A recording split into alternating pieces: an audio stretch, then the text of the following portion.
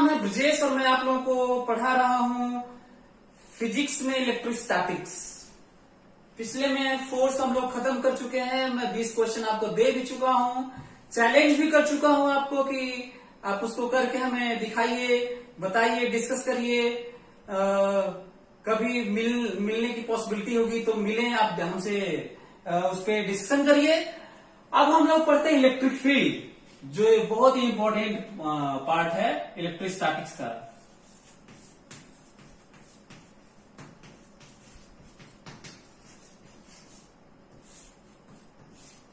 Electric field, इसको हम लोग समझने की जरूरत है कि ये क्या होता है, इसके एप्लीकेशंस कैसे हैं, क्यों जरूरत पड़ी, कौन डिस्कवर किया, ऑब्जर्व किया, कब हुआ, किस ईयर में, इन सब चीजों पे बात करेंगे और इसको हम लोग कैसे महसूस करेंगे। मैं किताबी कीड़ा वाला जो चीजें हैं कि ऐसे है, बस यही है तो ये लगा दिया, क्वेश्चन होने भी लगा, सिलेक्ट भी हो गए, इसमें मजा नहीं है। इसको समझने की जरूरत है। तो इलेक्ट्रिक फील्ड क्यों एग्जिस्टेंस में आया, इसका रीजन है कि कूलॉम्स लॉ की जब बात हो गई कि Q1 Q2 पर फोर्स लगाता है, दो चार्ज एक दूसरे पे फोर्स लगाते हैं तो कांटेक्ट में तो होते नहीं। जैसे हम लोग कांटेक्ट में रहते हैं, अपना फोर्स लगा दिए, ऐसे कर दिए, ऐसे लग रहा है, ऐसे फोर्स। अब आखिर ये है क्या जो इस पे फोर्स लगाता है? ऐसे कोई चीज तो दिख नहीं रही है। इस तरह की बातों को लेके चीजें होती रहे कि भाई what is reason behind this, अर्थ क्यों चीजों को खींचती है, मैग्नेट कैसे दूसरे मैग्नेट पे फोर्स लगाता है। इसी दौरान, हालांकि एक लंबी सी जर्नी रही है साइंस की, माइकल फैराडे को माना जाता है, लेकिन हालांकि उससे पहले इतनी सारी बातें हो गई हैं। बैटरी की बात हुई, इलेक्ट्रिसिटी की, चार्ज की, फोर्स की, एक लंबा सा फहरिस्त है साइंटिस्ट का। लेकिन जो इफेक्टिवली एक्सपेरिमेंटली जो देखा किसी ने, वो माइकल फैराडे थे, जो 1830 के अराउंड, 1830-31 के अराउंड उन्होंने देखा कि चेंज इन मैग्नेटिक फील्ड के कारण करंट में एक दूसरे लूप में करंट आ गया। मैग्नेटिक फील्ड मैग्नेट आगे पीछे करने से एक बिना सोर्स के जो बैटरी नहीं था, फिर भी उसमें करंट देखा गया, उन्होंने देखा। यहीं से दो चीजें एक साथ शुरू हुई थी। हालांकि इलेक्ट्रोमैग्नेटिज्म के बारे में तो माना जाता है मैक्सवेल भी आगे कोरिलेट किए थे उसी एरा में, उसी के दौरान, उसी तरफ। हालांकि उससे पहले भी हेनरी को माना जाता है कि उन्होंने एक्सपेरिमेंटली दिखा दिया था कि ये इलेक्ट्रोमैग्नेटिक इंडक्शन की बात इस तरह की होती है, लेकिन क्योंकि वो पब्लिश नहीं कर पाए थे, ऐसा माना जाता है, उनका कहना है कि हम पहले कर चुके थे। तो एक इस तरह का ब्लेम गेम तो बहुत पहले से ही रहा है, हर फील्ड में रहा है। लेकिन हम लोग समझने की कोशिश ये करनी है कि किस ईयर में लगभग एक बड़े तौर पे आया, तो वो है ना 1830-31 के अराउंड। और इलेक्ट्रिक फील्ड का कॉन्सेप्ट आया कि भाई ये चार्ज आखिर करंट फ्लो कैसे करने लगा, तो ये इलेक्ट्रिक फील्ड लाइंस क्रिएट हुई, इलेक्ट्रिक फील्ड वहां पे क्रिएट हुआ और ये हुआ। एक ये पॉइंट रहा कि यदि आपको नोट करना है तो लिख सकते हैं कि माइकल फैराडे 1830-31 के अराउंड वो इलेक्ट्रोमैग्नेटिक इंडक्शन और पैरेलल में ये सब चीजें डिस्कवर होने लगी थी, देखने लगे थे लोग। दूसरा पॉइंट है, इलेक्ट्रिक फील्ड को हम लोग ऐसे ज्यादा आसानी से समझ सकते हैं कि फोर्स लगने का दो स्टेप होता है। फोर्स लगने का Q1 के द्वारा Q2 पर दो स्टेप में समझ सकते हैं। Q1 Q2, Q1 Q2 एक दूसरे पर फोर्स लगाते हैं, जिसके बारे में हम लोग पढ़ चुके हैं कूलॉम्स लॉ के थ्रू। लेकिन क्योंकि अटैच नहीं था, आखिर वो कौन सी चीज है जो पुश करता है, कौन सी चीज है, कैसे इस पे आखिर वो क्या है जो इस पे फोर्स लगाता है, मतलब ये सोचना जरूरी है। अब सोचिए बच्चों से कितना मिस हो रहा है कि वो फार्मूला रट लेते हैं, क्वेश्चन कर लेते हैं, लेकिन ये नहीं सोचते हैं कि जैसे हम किसी पे फोर्स लगाते हैं तो जाते हैं, टच करते हैं तो वो धक्का लगता है तो लगता है, कोई चीज खींचते हैं तो ठीक है, समझ में आता है कि भाई वो मास है, कोई चीज है, एक कोई ऑब्जेक्ट है जिसका अपना अस्तित्व है, उस पर हम लगा रहे हैं, तो टच में है नहीं। आखिर क्या, कैसे क्या है वो, कौन सी चीज है जो इसको पुश करने लगी इधर की तरफ, छोड़ देंगे तो भाग जाएगा, आखिर क्यों, क्या है वो सोर्स। तो ये कहना कि ये सोर्स है, ये तो अब गलत लग रहा है, क्योंकि सोर्स होता है तो जाके टच करता तो समझ में भी आता। तो दो स्टेप तब कहा गया कि Q1 Q2 पर फोर्स लगाता ही नहीं है, बल्कि दो स्टेप में बात होती है। Q1 पूरे स्पेस में फील्ड क्रिएट किए हुए है। फील्ड मतलब एक ऐसा क्वांटिटी, एक ऐसी वैल्यू, एक ऐसा इफेक्ट पूरी स्पेस में क्रिएट किए हुए है, अपना प्रभाव बनाए हुए है, और उस प्रभाव में कोई चार्ज आएगा तो वो उस पे फोर्स लगाएगा। मतलब Q1 पूरे स्पेस में इलेक्ट्रिक फील्ड क्रिएट किया हुआ है, और इलेक्ट्रिक फील्ड, उस इलेक्ट्रिक फील्ड में कोई भी चार्ज आएगा तो फोर्स लगेगा। इसका मतलब Q1 के द्वारा इलेक्ट्रिक फील्ड क्रिएट करना और फील्ड के द्वारा फोर्स लगना, दो स्टेप हुआ।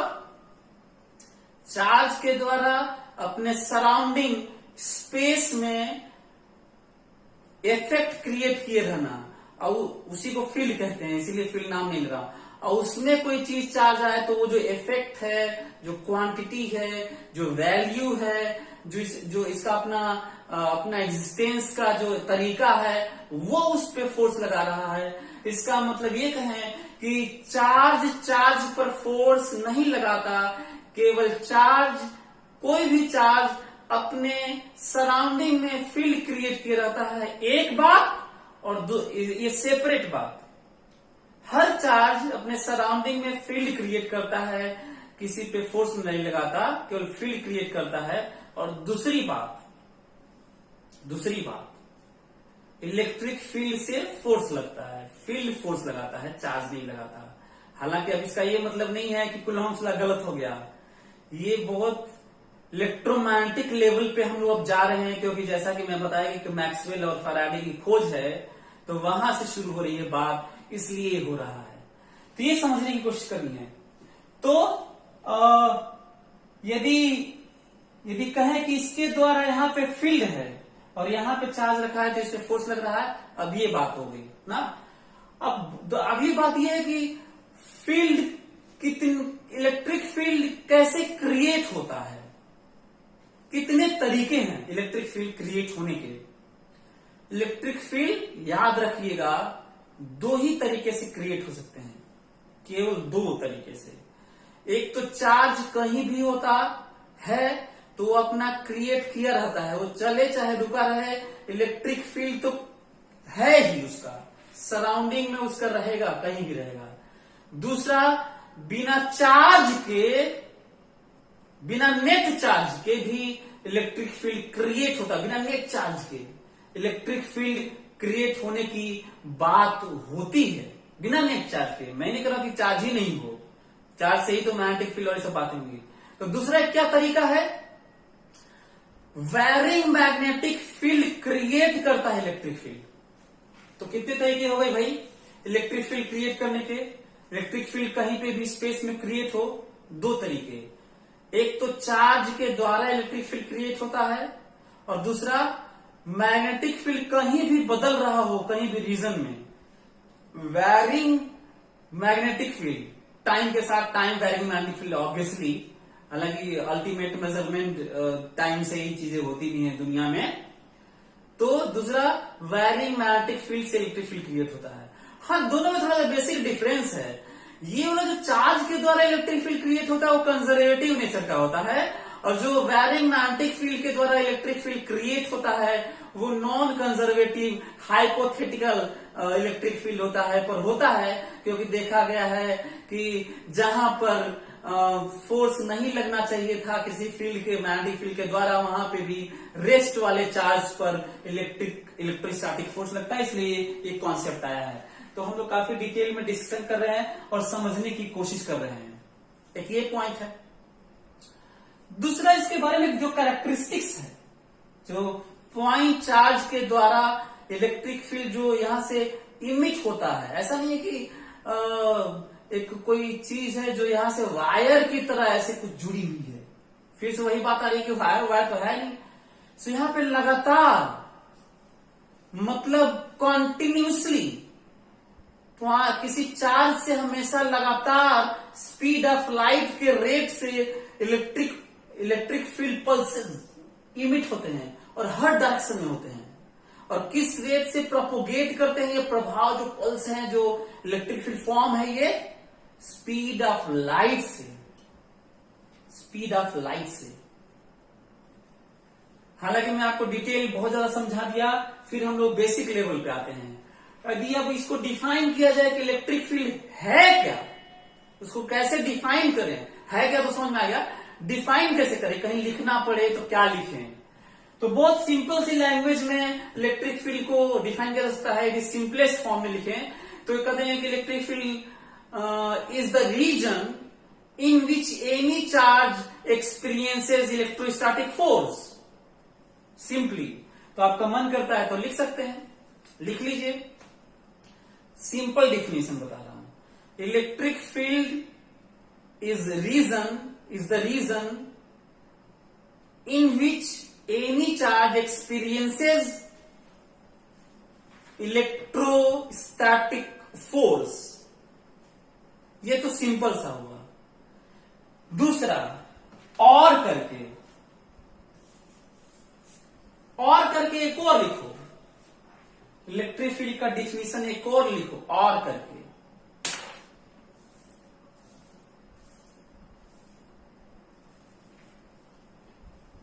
Electric field at a point in space is defined as, लिखो और करके, 3-4 चीजें लिखवा देता हूं, जो भी याद आएगा। अंडरस्टैंडिंग लेवल पे आप अपने वर्ड्स में भी लिख सकते हैं, लेकिन ये है कि करेक्ट होना चाहिए वो। Electric field at a point in space is defined as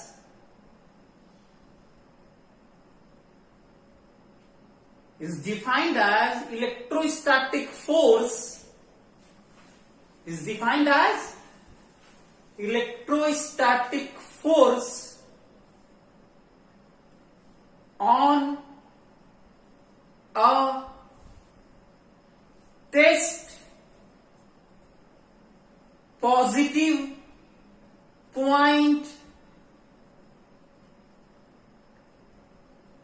unit charge या यूनिट टेस्ट, कहीं भी लगा सकते हैं। Electrostatic force on a test positive point unit charge या यूनिट टेस्ट चार्ज, फर्क नहीं पड़ता, आप इधर उधर शिफ्ट कर सकते हैं। Charge kept at that point. अब बात हो रही है कि इसको समझा कैसे जाए, इसको समझने की जरूरत है।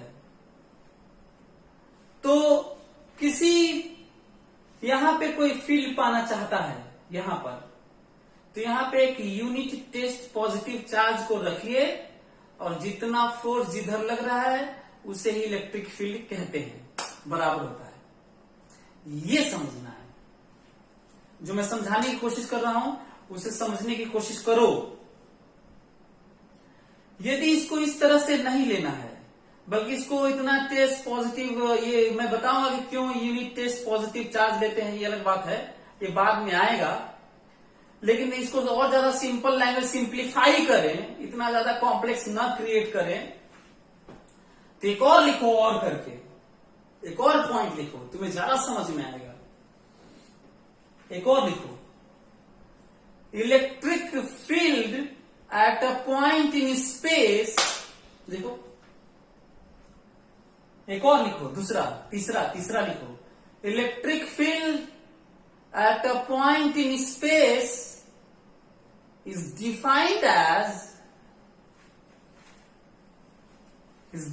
As electric force per unit charge, is defined as electric force per unit charge on positive point charge, electric force per unit charge on a point positive charge kept at that point, ये समझना है। अच्छा, इतना चीजें जानने के बाद जो हम बात कर रहे हैं, इतना चीजें जानने के बाद फार्मूला लिखते हैं। आज हम लोग केवल यही समझने की कोशिश करेंगे कि आखिर इलेक्ट्रिक फील्ड होता क्या है। ये देखो,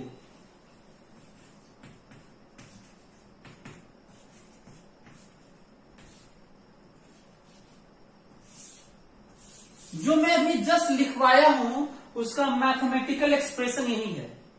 जो मैं अभी जस्ट लिखवाया हूं इलेक्ट्रिक फील्ड के लिए, उसका मैथमेटिकल एक्सप्रेशन जस्ट ये है। अच्छा, इसी के साथ में हम लोग को यह भी देखने की जरूरत है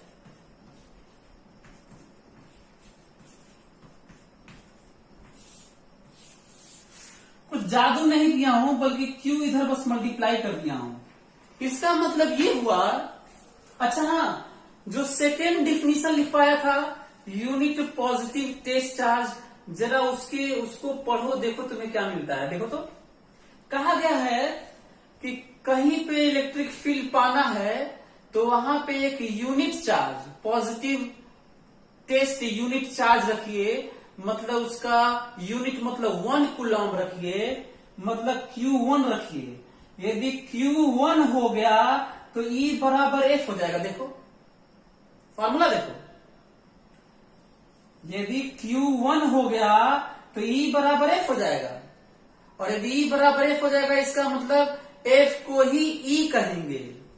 समझने की जरूरत है। यदि चार्ज 1 कूलम हो, मतलब यूनिट हो, मतलब 1 कूलम हो पॉजिटिव चार्ज, तो जो उस पे फोर्स लगता है, जहां रखा हो, जो उस पे फोर्स लगता है, उस फोर्स को ही इलेक्ट्रिक फील्ड कहेंगे। लेकिन तब ये फोर्स को इलेक्ट्रिक फील्ड कहेंगे जब 1 हो। यदि 1 न हो तो फोर्स को इलेक्ट्रिक फील्ड नहीं कहेंगे, तब तो Q डिवाइड करेंगे तब कहेंगे। बड़ा पॉइंट तो थर्ड वाले के लिए है, सेकेंड वाला भी आपको समझ में आ गया होगा। एक और बात, इसके थ्रू मैं आप लोग एक और याद दिलाता हूं, कहीं भी फॉर्मूले से डिफिनीशन बना लिया करो यदि तुम्हें कोई बड़ा सा अच्छा सा डिफिनीशन न याद हो तो। जैसे वही बात हो रही है, जैसे F बराबर ma, यदि कोई कहता है कि नहीं फोर्स डिफाइन करो, अब तुम्हें फोर्स याद ही नहीं आ रहा है, फोर्स कैसे डिफाइन करें, तुम्हें F बराबर ma याद आ रहा है, तो कह दो कि फोर्स एक्सेलरेशन ही होता है। यदि मास 1 kg हो तो ठीक है, क्या करें, मतलब 1 kg को जितना एक्सेलरेट कराने के लिए जो चीजें लगती हैं उसे ही फोर्स कहते हैं। हो गया, क्या किया जाए। कोई कहता नहीं मास डिफाइन करिए, मास, अब याद ही नहीं आ रहा मास कैसे डिफाइन करें यार, कुछ समझ में नहीं आ रहा है। डिफाइन करता हूं, ए को डिवाइड कर देता हूं, कह दूंगा कि mass is defined as force on object per unit acceleration. Mass is defined as force on the object per unit acceleration, मतलब यदि एक्सेलरेशन किसी ऑब्जेक्ट का 1 हो, किसी ऑब्जेक्ट का एक्सेलरेशन 1 हो, 1, तो जो उस पे नेट फोर्स लगता है उस फोर्स को ही मास कहते हैं। इसके थ्रू मैं आपको हेल्प करने की कोशिश कर रहा हूं कि जब चीजें आपको न पता हो तो आप क्या कर सकते हैं, कैसे सोच सकते हैं किसी चीज के बारे में। कोई बात नहीं। अगला, अब कुछ बात कर लेते हैं क्वेश्चन की। क्वेश्चन की बात तो पहले तो ये जानो, ये पॉजिटिव है तो जिधर फोर्स होता है उधर ही फील्ड होता है, चाहे जिधर फील्ड होता है उधर ही फोर्स होता है, प्रोवाइडेड कि चार्ज क्या हो, पॉजिटिव चार्ज हो। इंपॉर्टेंट पॉइंट है, ध्यान रखना, क्योंकि पॉजिटिव चीजों का डिवाइड या मल्टीप्लाई करने से वेक्टर के डायरेक्शन नहीं बदलते और कहीं भी नहीं बदलते। ऐसा नहीं कि यही ऐसा हो रहा। एक पॉइंट ये। दूसरा पॉइंट, छोटे छोटे क्वेश्चन, हजारों क्वेश्चन हो, छोटे छोटे कहीं भी जहां पे इस तरह की बात हो, फटाफट जहां पे इन तीन में से कोई दो चीज दिया रहेगा तो क्या तीसरा नहीं आ जाएगा? तो छोटे छोटे क्वेश्चन ऐसी हवा में मान लो, मैं करवा नहीं रहा हूं। ये जो फार्मूला है ना, ये इसी से हम लोग छोटे छोटे क्वेश्चन करेंगे, जैसे ही इन तरह के छोटे छोटे क्वेश्चन होते हैं। एक पॉइंट ये है। दूसरा, आखिर ये स्पेस में क्या चीज होता है, ये फील्ड, वो भी समझने की कोशिश करते हैं। ये क्या है वो भी समझने की कोशिश करते हैं कि how to find out electric field in space practically. मतलब हम लोग अपनी लाइफ में सही में कहीं पे इलेक्ट्रिक फील्ड निकालना हो जो इनविजिबल होता है, तो आखिर कैसे निकालें, ये अब बात हो रही है ना। वैसे ही इलेक्ट्रिक फील्ड या कोई भी फील्ड ऐसा ही होता है कि वो दिखता नहीं है। एग्जाम्पल के तौर पे मेरे पास ऐसा कोई चार्ज की व्यवस्था तो नहीं है कि मैं आपको दिखाऊं, लेकिन जिस तरह का इलेक्ट्रिक फील्ड होता है उसी तरह ग्रेविटेशनल फील्ड होता है, उसी तरह मैग्नेटिक फील्ड होता है, वैसे ही न्यूक्लियर फील्ड होता है, उसी तरह सब फील्ड होते हैं।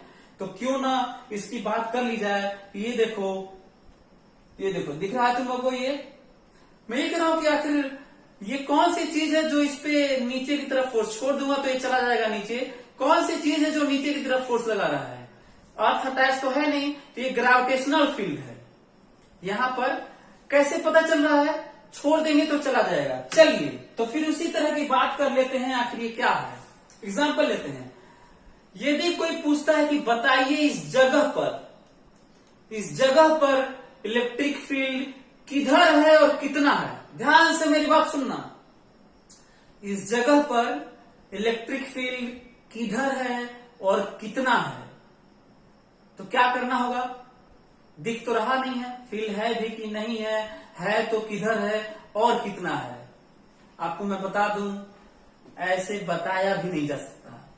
एक ही तरीका है जो शुरुआत किए हुए हैं पढ़ने के लिए। पता, अच्छा ये कैसे मालूम चल रहा है कि यहाँ पे कुछ पॉसिबिलिटी हो सकता है बोर्ड के पीछे चार्ज हो, यहाँ पे फील्ड क्रिएट कर रहा हूं, मैं पॉकेट में चार्ज लिया हूं, फील्ड क्रिएट कर रहा है, कहीं और चार्ज होगा, फील्ड क्रिएट कर रहा है। दिख भी तो नहीं रहा है, टेबल के नीचे है, पता नहीं कहाँ है, फील्ड क्रिएट कर रहा है। यदि तुम सोच रहे हो कि बोर्ड के पीछे चार्ज रहने से यहाँ फील्ड क्रिएट नहीं होगा, तो गलत सोच रहे हो। ऐसा नहीं है कि कहीं डिब्बे में घुस जाओगे तो अर्थ खींचना बंद कर देती है, ठीक है? ऐसा नहीं होता, सब जगह फील्ड होता है, घुस जाता है अंदर। ये समझना है।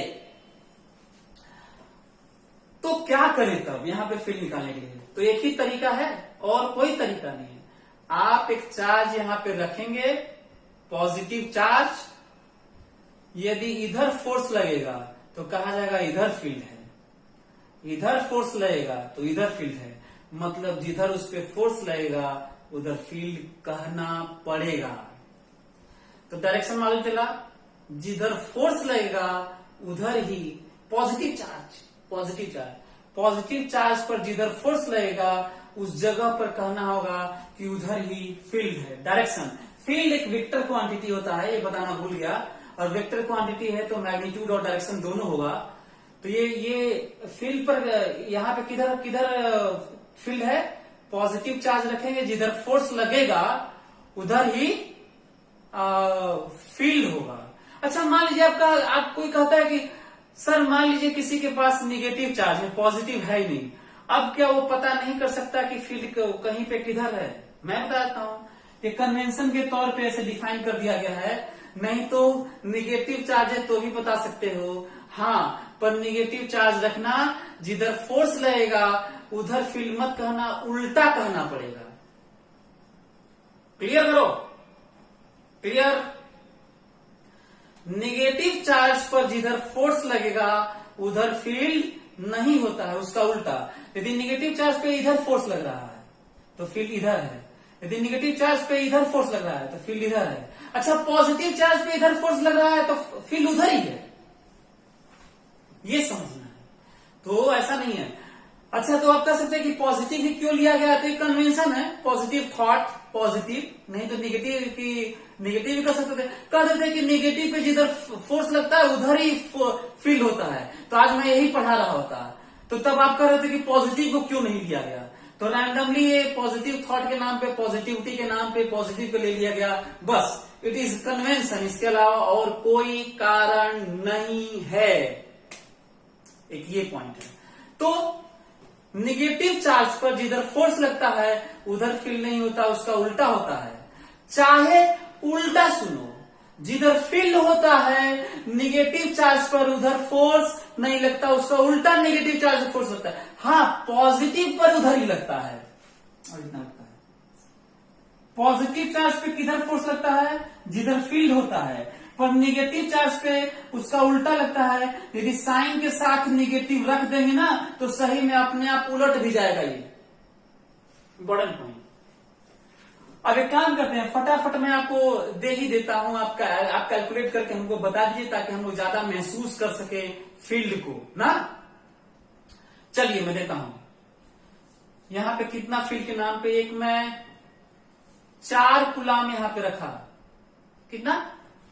4 कूलाम, और पता चला कि ऊपर की तरफ 100 न्यूटन फोर्स लग रहा है, इलेक्ट्रोस्टैटिक फोर्स ऊपर की तरफ।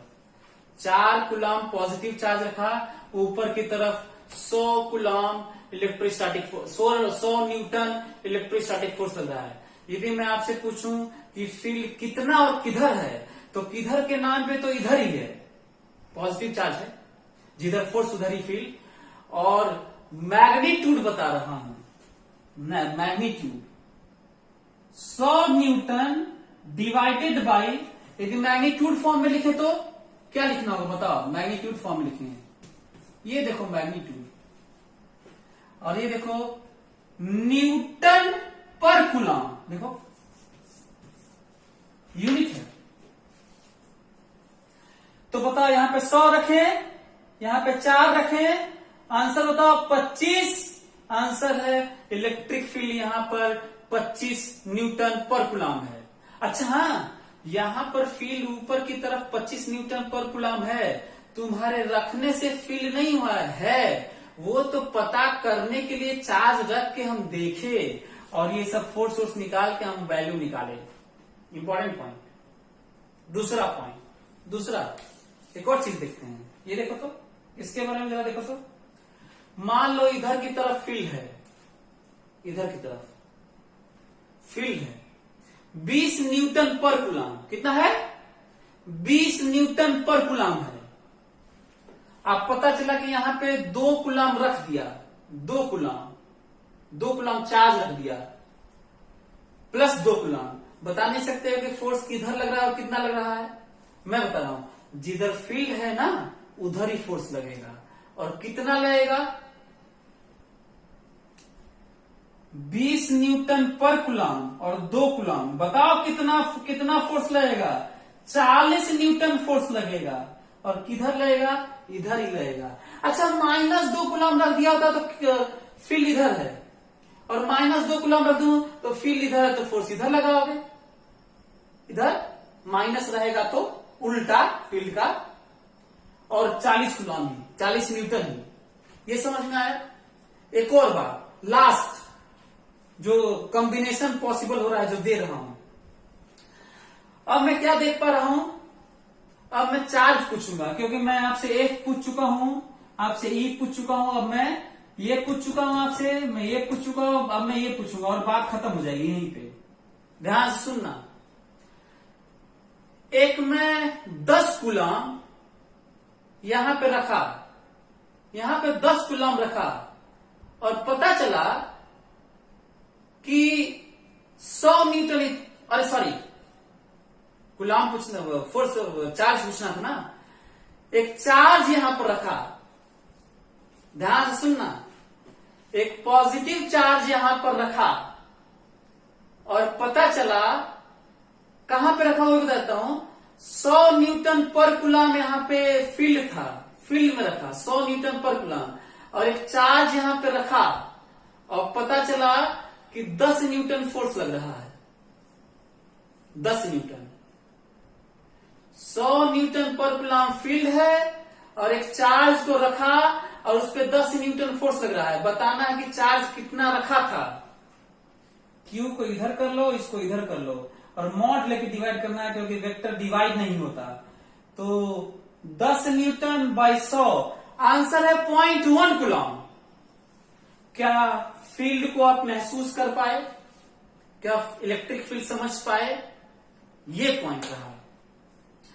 अंतिम एक बात रख के, बता के आपको अपनी ये बात खत्म करता हूं इलेक्ट्रिक फील्ड के बारे में। खासकर ये जो दिख रहा है कि इलेक्ट्रिक फील्ड प्रोपोगेट करता है स्पीड ऑफ लाइट से। यही रीजन है कि आइंस्टाइन ने जो कॉन्सेप्ट दिया जनरल थ्योरी ऑफ रिलेटिविटी और इस तरह का स्पेस टाइम कर्व की बात, मैक्सवेल ने जिस तरह का इलेक्ट्रोमैग्नेटिज्म की बात की स्पीड ऑफ लाइट से प्रोपोगेशन की, तो यही कारण है कि सन भी अर्थ पे फोर्स नहीं लगाता। सन भी अर्थ पर फोर्स नहीं लगाता, बल्कि सन स्पेस में ग्रेविटेशनल फील्ड क्रिएट किया हुआ है और उसी में अर्थ घूमती है। लगातार उससे ग्रेविटेशनल फील्ड निकलता रहता है और उसी में अर्थ है और घूमती है। इसका मतलब ये हुआ कि यदि किसी तरीके से सन को अचानक हटा लिया जाए, देखो ये अर्थ घूम रही है, ये सन है, अर्थ घूम रही है। यदि सन सीज कर जाए, फोर्स लगाना बंद कर दे या सन को किसी तरीके से हटा लिया जाए, तो अर्थ अभी उसी पर घूमती रहेगी 8-8.5 मिनट तक, 8.5 मिनट तक घूमती रहेगी। उसके बाद हमेशा के लिए चली जाएगी। अब क्वेश्चन ये हो रहा है कि ऐसा